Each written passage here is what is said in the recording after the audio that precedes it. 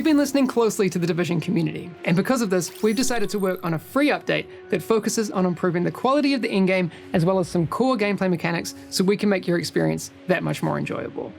After listening to your feedback, we've worked on hundreds of quality of life changes and fixes, as well as giving particular attention to the top 3 most wanted changes that will fundamentally alter the way you play the Division. Let's take a look at how we address that in Update 1.4. At its core, The Division is both a shooter and an RPG. It's a delicate balance between these two, and it's not always easy to find the exact right balance.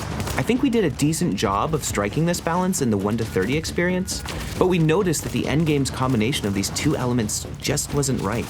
Something that we knew our community was also strongly feeling. We wanted to restore the shooter aspect of the game in the endgame, making it more satisfying and enjoyable to play, even at the highest difficulties. We've reduced the time to kill and the lethality of the NPCs to provide the feeling of being powerful, which is something we know players expect in the endgame.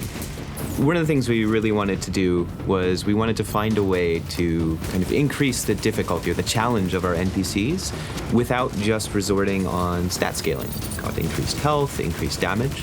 So what we wanted to do instead was look at their behaviors. What kind of things could they do to present a bigger challenge to the player in terms of their flanking, their relationship to cover, their movement speed, which will help result in a more fun and fast-paced shooter.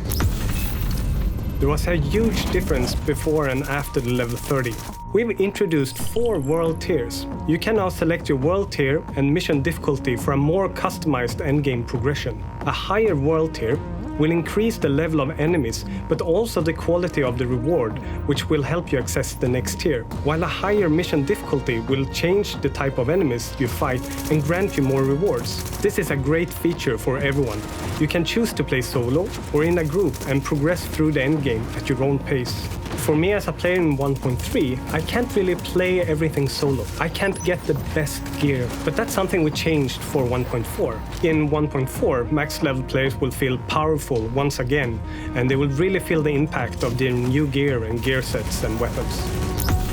So we've rebalanced all the skills, weapons, gear, and gear sets so players can find more variety when building their character. As an example, we changed the way Firecrest and Nomad work to make it more appealing and relevant to players. And with the blind set, we even took it a step further and repurposed it entirely. It was largely underused by players, and it will be replaced by a brand new set called Banshee. It will especially appeal to Dark Zone agents by giving bonuses based on the rogue mechanic. We've also rebalanced the different weapon types to encourage more variety in weapon use and therefore more gameplay styles.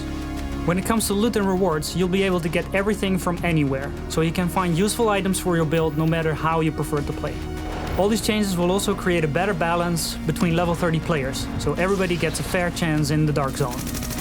Before 1.4, if you were at max level, your XP would basically go to waste. And in 1.4, we're adding a feature that's called Field Proficiency, and basically all the XP that you earn will go into this level progression bar that you're used to, and as soon as you level up, you will get a Field Proficiency cache, which gives you cool stuff based on your gear score. We can't wait for all of you to experience these changes and to see what awesome builds you come up with. These are just a few of the many improvements that you can expect, and we will continue to improve on the core experience of the game with Survival and Last Stand.